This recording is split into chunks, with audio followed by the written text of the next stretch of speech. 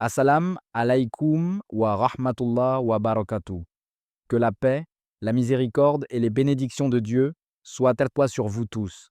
Je salue avec beaucoup de respect les musulmans et les chrétiens présents ici aujourd'hui, ainsi que notre honorable invité, le professeur Dr Zakir Naik.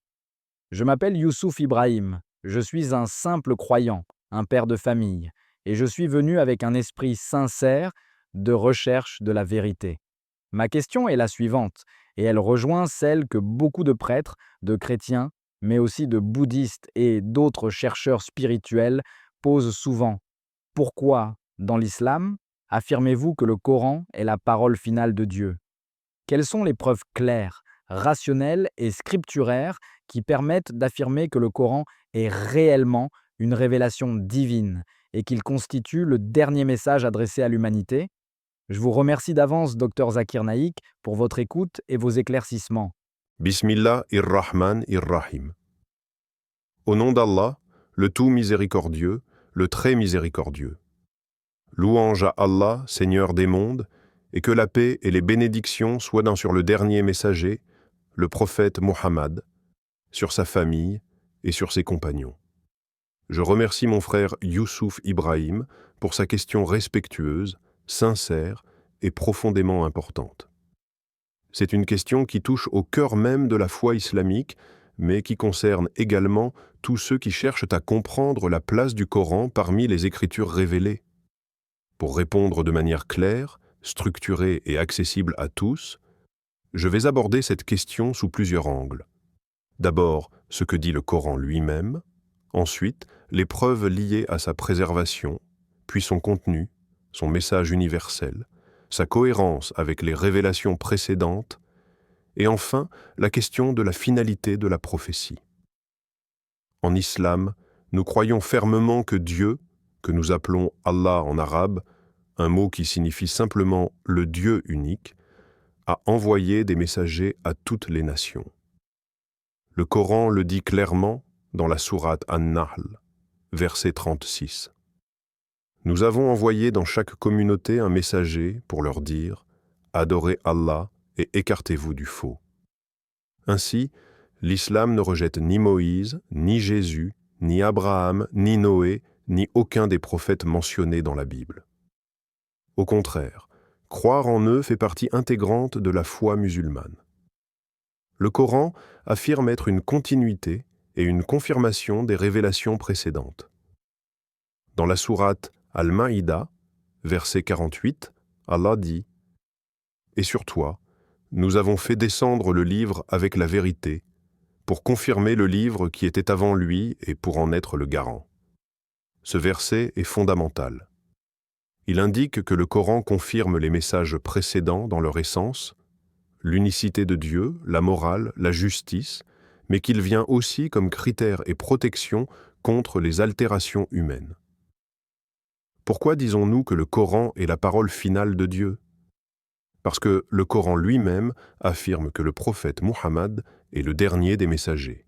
Dans la sourate Al-Ahzab, verset 40, Allah dit « Muhammad n'a jamais été le père de l'un de vos hommes, mais il est le messager d'Allah et le sceau des prophètes. » L'expression « sceau des prophètes » signifie clairement le dernier, celui qui clôt la série des prophètes. Si la prophétie est scellée, alors la révélation qui l'accompagne était nécessairement la dernière. Certains de nos frères chrétiens peuvent se demander pourquoi Dieu arrêterait-il d'envoyer des prophètes? La réponse islamique est simple et logique, parce que le message final est universel, complet et préservé. Les prophètes précédents étaient envoyés à des peuples spécifiques, pour des périodes spécifiques. Jésus, paix sur lui, dit dans l'Évangile selon Matthieu 15, 24, « Je n'ai été envoyé qu'aux brebis perdues de la maison d'Israël. » Le Coran confirme cela. En revanche, le prophète Muhammad, paix et bénédiction sur lui, a été envoyé à toute l'humanité. Le Coran le dit dans la sourate Saba, verset 28, « Nous ne t'avons envoyé qu'à l'humanité tout entière, comme annonciateur et avertisseur. » Une des preuves les plus fortes que le Coran est la parole finale de Dieu réside dans sa préservation miraculeuse. Allah dit dans la sourate Al-Hijr, verset 9, « C'est nous qui avons fait descendre le rappel, et c'est nous qui en sommes gardiens. » Aucun autre livre religieux ne fait une telle promesse explicite de préservation divine. Aujourd'hui, le Coran est récité, mémorisé et écrit de la même manière dans le monde entier. Qu'un musulman soit en Afrique, en Europe, en Asie ou en Amérique, le texte est identique, lettre pour lettre.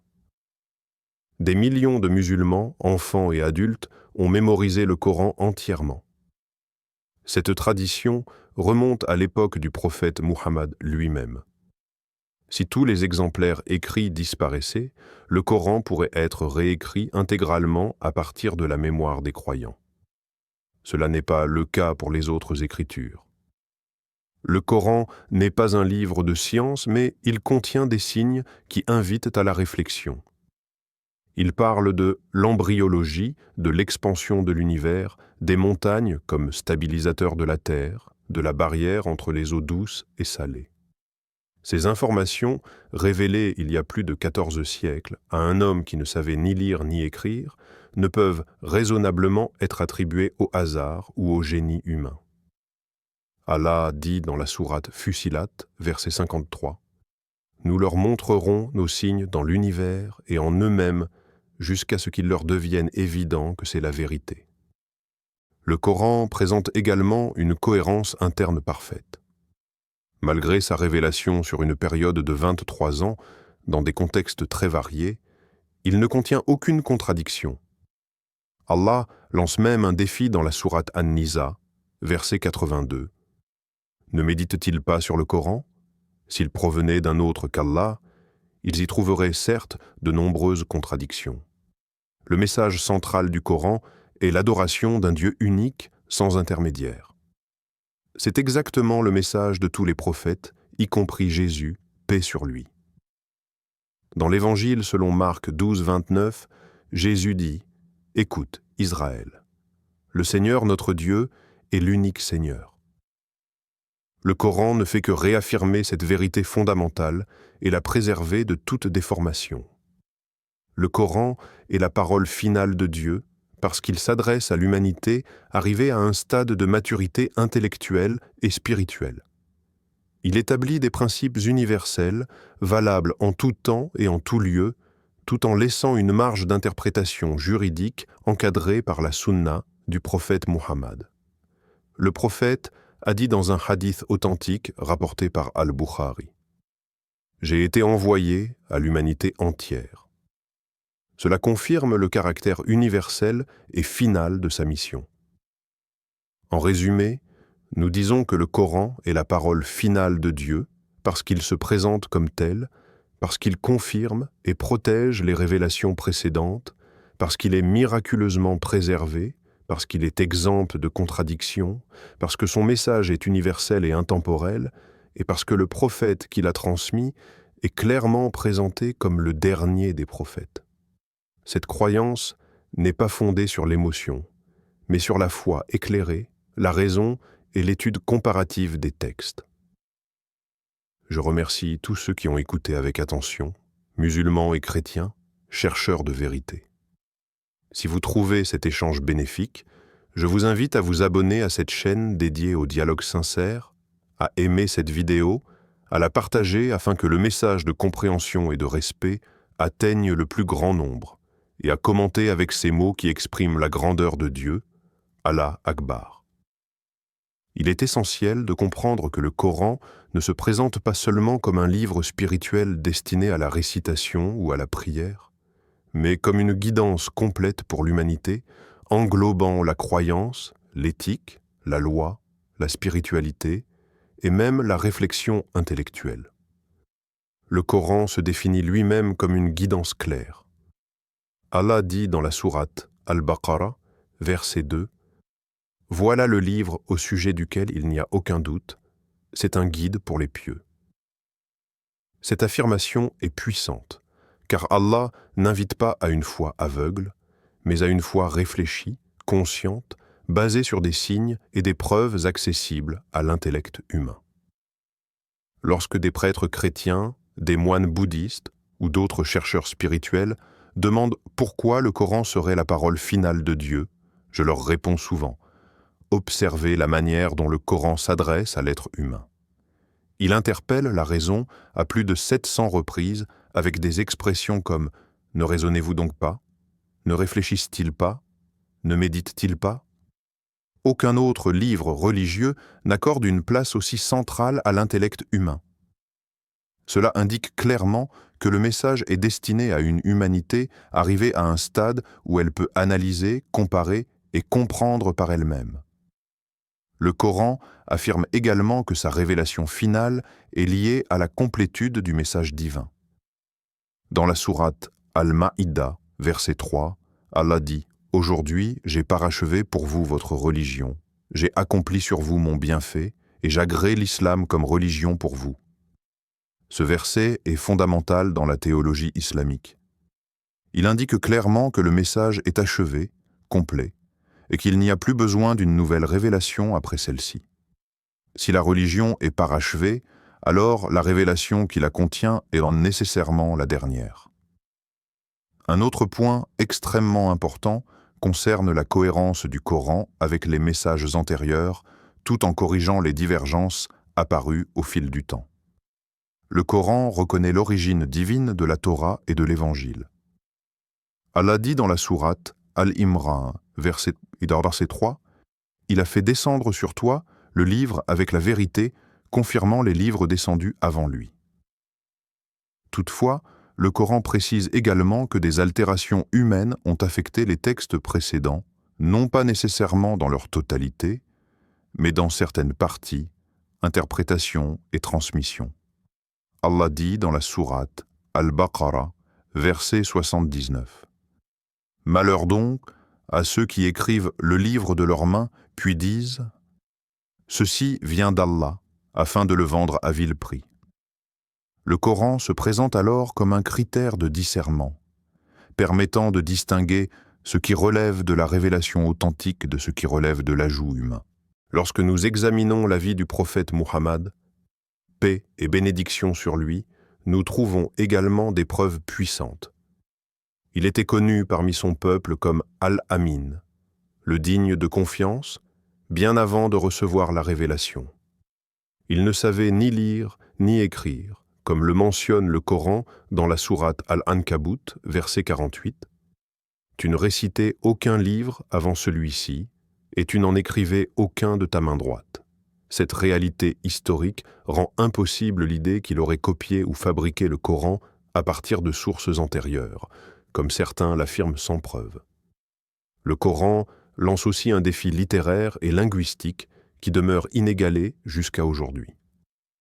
Allah dit dans la sourate Al-Baqarah, verset 23, « Et si vous avez un doute sur ce que nous avons révélé à notre serviteur, alors produisez une sourate semblable à ceci. » Ce défi n'a jamais été relevé, malgré la maîtrise exceptionnelle de la langue arabe par les Arabes de l'époque, qui excellaient dans la poésie et l'éloquence.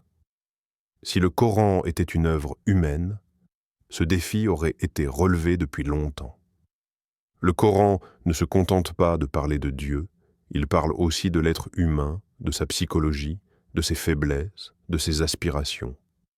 Allah dit dans la sourate An-Nisa, verset 28, « L'homme a été créé faible. » Dans la sourate Ash-Shams, Allah parle de l'âme humaine et de sa capacité à distinguer le bien du mal. Cette profondeur psychologique, révélée dans un contexte historique ancien, résonne encore aujourd'hui avec une précision étonnante. Concernant la finalité du message, le prophète Muhammad, paix sur lui, a clairement expliqué qu'il n'y aurait pas de prophète après lui. Dans un hadith authentique rapporté par Muslim, il dit « Ma position par rapport au prophète avant moi est celle d'un homme qui a construit une maison belle et parfaite, à l'exception d'une brique. Les gens l'admiraient et disaient « Si seulement cette brique était posée. » Je suis cette brique, et je suis le dernier des prophètes. Cette métaphore simple mais profonde illustre parfaitement l'idée de complétude. Le Coran aborde également la notion de responsabilité individuelle et universelle. Contrairement à certaines croyances qui mettent l'accent sur le salut collectif ou héréditaire, le Coran affirme clairement que chaque âme est responsable de ses propres actes. Allah dit dans la sourate Al-An'am, verset 164, « Nul ne portera le fardeau d'autrui ». Ce principe est universel, juste et applicable à toute l'humanité, ce qui renforce le caractère intemporel du message. Il est aussi important de souligner que le Coran n'impose pas la foi par la contrainte. Allah dit dans la sourate Al-Baqarah, verset 256, « Nulle contrainte en religion ». Cette affirmation montre que le Coran s'adresse à la conscience et à la liberté humaine. Un message imposé par la force ne peut être universel ni final, alors qu'un message qui invite à la réflexion et au choix conscient peut traverser les siècles. Lorsque certains bouddhistes me demandent « Pourquoi votre livre serait-il final alors que nous avons des voies spirituelles basées sur la méditation et l'éveil intérieur ?» Je leur réponds que le Coran ne nie pas la spiritualité intérieure. Au contraire, il encourage la purification de l'âme. Allah dit dans la sourate Ash-Shams, verset 9, « A réussi, certes, celui qui la purifie. » La différence est que le Coran relie cette purification à la reconnaissance du Créateur, donnant ainsi un sens ultime à la spiritualité. Le Coran traite également de la justice sociale, de la protection des faibles, des orphelins, des pauvres.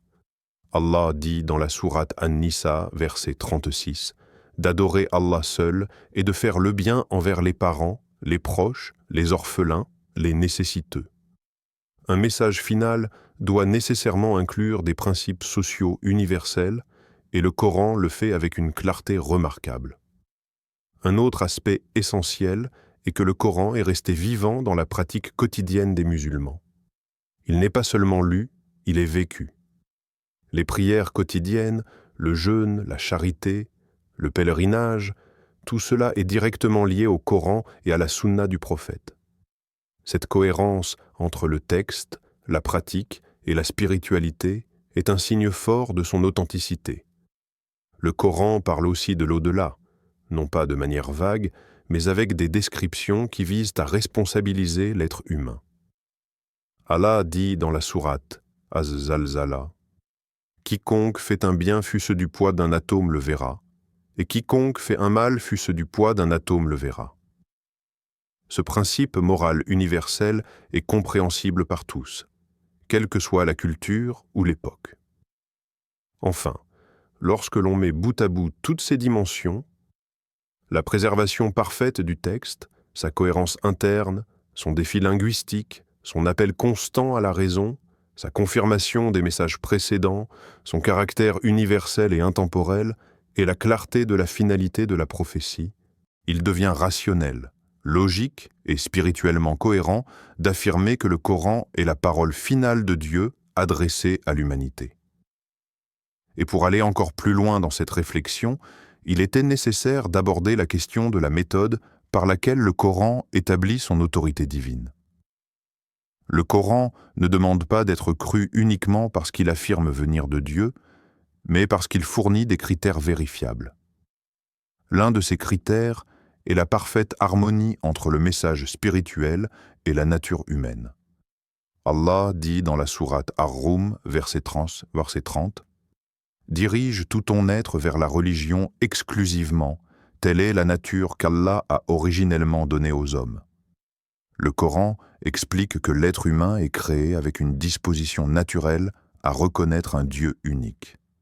Ainsi, lorsque le Coran parle de l'unicité d'Allah, il ne va pas contre la raison humaine, il s'adresse à une vérité profondément enracinée dans la conscience de l'homme. Un autre élément fondamental qui montre que le Coran est la parole finale de Dieu réside dans son universalité linguistique et conceptuelle.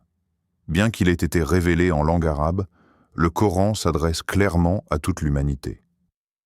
Allah dit dans la sourate Ibrahim, verset 52, « Ceci est un message pour les gens afin qu'ils soient avertis. » Le choix de la langue arabe n'est pas une limitation, mais un moyen, car le message dépasse largement la langue. C'est pour cette raison que le Coran est aujourd'hui traduit dans presque toutes les langues du monde, tout en conservant son texte original intact. Cette combinaison entre un texte original préservé et une diffusion universelle est unique dans l'histoire des religions. Lorsque l'on compare cela aux révélations précédentes, on constate que beaucoup de messages divins étaient limités à un peuple précis et transmis essentiellement dans un cadre local. Le Coran, au contraire, se définit dès le départ comme un rappel pour tous les mondes. Dans la sourate Al-Anbiya, verset 107, Allah dit à propos du prophète Muhammad, « Paix sur lui. Nous ne t'avons envoyé que comme miséricorde pour les mondes. » Une révélation destinée à tous les mondes implique nécessairement une validité qui transcende le temps et l'espace, ce qui est une caractéristique essentielle d'un message final. Il est également important de comprendre que le Coran ne se contente pas de corriger des erreurs théologiques, mais qu'il rétablit un équilibre entre la raison et la révélation. Dans l'islam, la foi n'est jamais séparée de la raison. Le Coran critique même ceux qui suivent aveuglément leur tradition sans réflexion. Allah dit dans la sourate Al-Baqarah, verset 170, « Et quand on leur dit « Suivez ce qu'Allah a fait descendre », ils disent « Non, mais nous suivons ce sur quoi nous avons trouvé nos ancêtres. » Ce verset montre clairement que le Coran invite l'être humain à examiner, à questionner et à comprendre, ce qui correspond parfaitement à une révélation destinée à une humanité mature. Le Coran établit également des principes éthiques qui sont universels et intemporels. Il ordonne la justice même envers ceux que l'on n'aime pas. Allah dit dans la sourate Al-Maïda, verset 8, « Que la haine pour un peuple ne vous incite pas à être injuste. Soyez juste. Cela est plus proche de la piété. » Ce principe moral est d'une profondeur remarquable et montre que le Coran ne se limite pas à un cadre communautaire, mais propose une éthique applicable à toutes les sociétés humaines. Un autre aspect, souvent négligé, est la manière dont le Coran parle de la diversité religieuse. Le Coran reconnaît l'existence de différentes communautés et croyances, tout en affirmant l'unicité du message divin à son origine. Allah dit dans la sourate Al-Baqarah, verset 62, « Ceux qui ont cru, ceux qui sont juifs, chrétiens ou sabéens, quiconque croit en Allah et au jour dernier et accomplit de bonnes œuvres, aura sa récompense auprès de son Seigneur. » Ce verset montre que le Coran ne s'inscrit pas dans une logique d'exclusion aveugle, mais dans une vision globale de la foi et de la responsabilité morale. La question de la législation est aussi essentielle pour comprendre pourquoi le Coran est considéré comme final. Le Coran établit des principes juridiques clairs tout en laissant une grande place à l'adaptation selon les contextes à travers les objectifs généraux de la loi islamique que l'on appelle les maqasid ash-sharia. Ces objectifs incluent la préservation de la foi, de la vie, de la raison, de la famille et des biens. Ces principes sont universels et reconnus par toutes les sociétés humaines, ce qui renforce l'idée que le message coranique est destiné à durer jusqu'à la fin des temps. Le prophète Muhammad, paix et bénédiction sur lui, n'était pas seulement un transmetteur du Coran, mais aussi son interprète vivant. Sa sunna explique, complète et met en pratique les enseignements du Coran. Allah dit dans la sourate An-Nahl, verset 44, « Et nous avons fait descendre vers toi le rappel pour que tu exposes clairement aux gens ce qui a été descendu pour eux. » Cette complémentarité entre le Coran et la Sunna garantit que le message ne reste pas théorique, mais qu'il peut être appliqué concrètement dans la vie quotidienne, quelle que soit l'époque.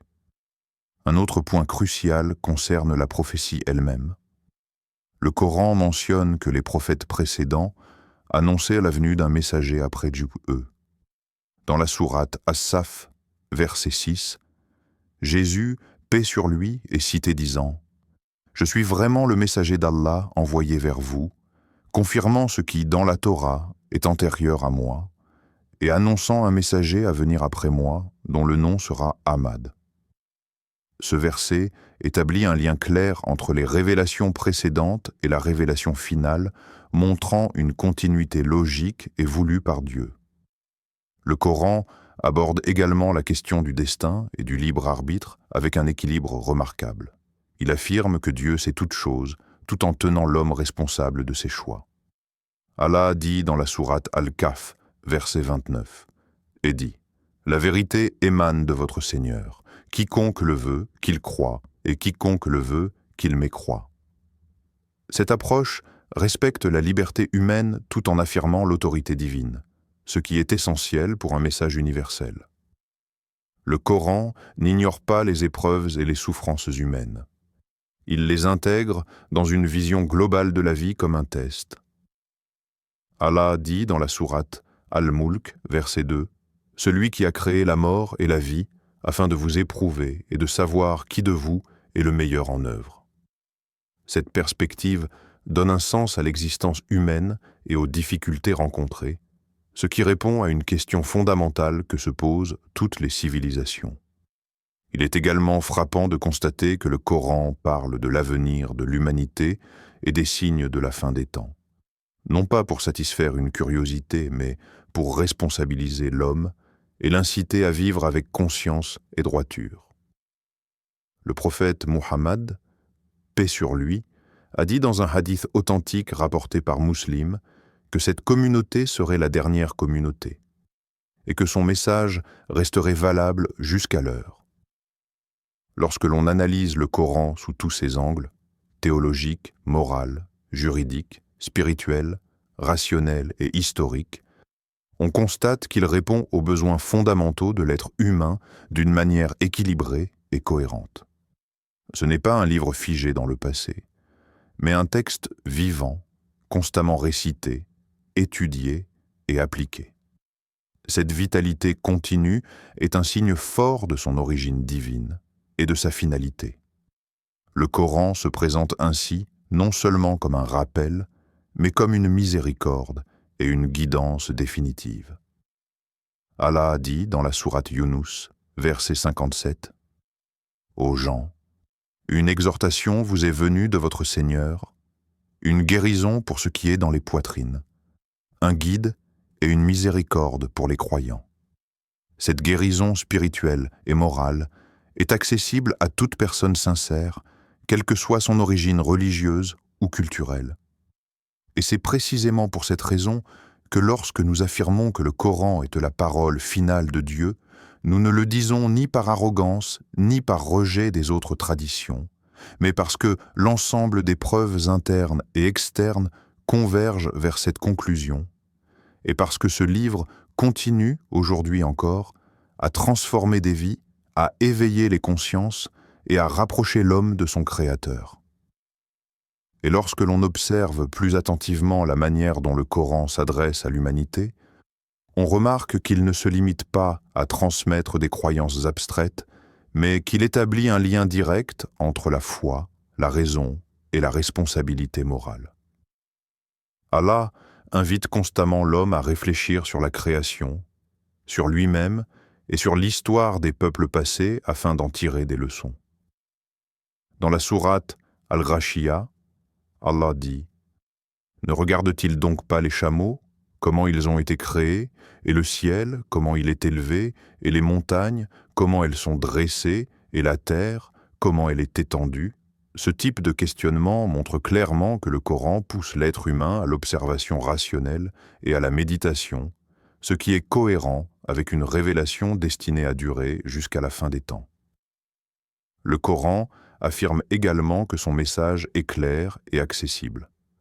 Allah dit dans la sourate Al-Qamar, « Nous avons rendu le Coran facile pour la méditation. Y a-t-il quelqu'un pour réfléchir ?»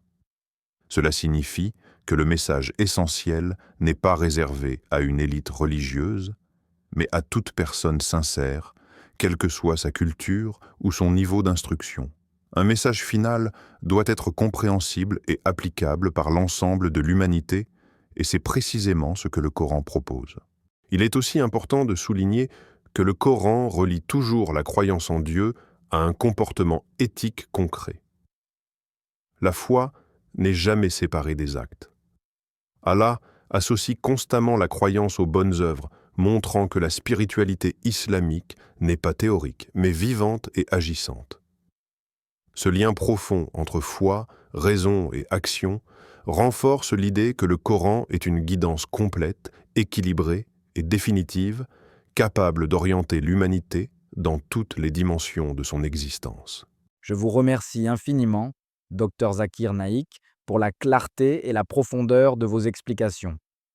Votre façon d'exposer les preuves, de relier le Coran aux révélations antérieures et de montrer comment il répond aux besoins spirituels, moraux et intellectuels de l'humanité est vraiment éclairante. Je suis particulièrement touché par la manière dont vous avez insisté sur la préservation du Coran, sur son défi littéraire unique et sur le lien indissociable entre la foi, la raison et les bonnes actions. Cela permet à chacun d'entre nous de comprendre que le Coran n'est pas seulement un texte religieux, mais un guide complet et universel. Merci également pour les références précises aux versets et aux hadiths. Elles rendent l'explication tangible et vérifiable. En écoutant votre réponse, je me sens enrichi, inspiré et encouragé à approfondir ma propre réflexion sur le message final d'Allah. Qu'Allah vous bénisse, cher professeur Dr Zakir Naik, et vous accorde la meilleure récompense pour le temps et l'énergie que vous consacrez à éclairer les cœurs et les esprits des croyants et de ceux qui cherchent sincèrement la vérité. Votre patience, votre érudition et votre respect pour tous, quelle que soit leur croyance, sont vraiment admirables et exemplaires. Je suis reconnaissante d'avoir eu l'occasion de poser cette question et de recevoir une réponse si complète et sincère. Je vous remercie beaucoup, ma sœur, pour votre question réfléchie et votre attention.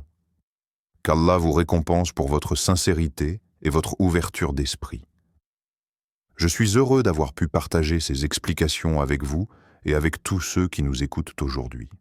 Je vous invite tous à continuer à vous informer et à poser des questions pour approfondir votre compréhension.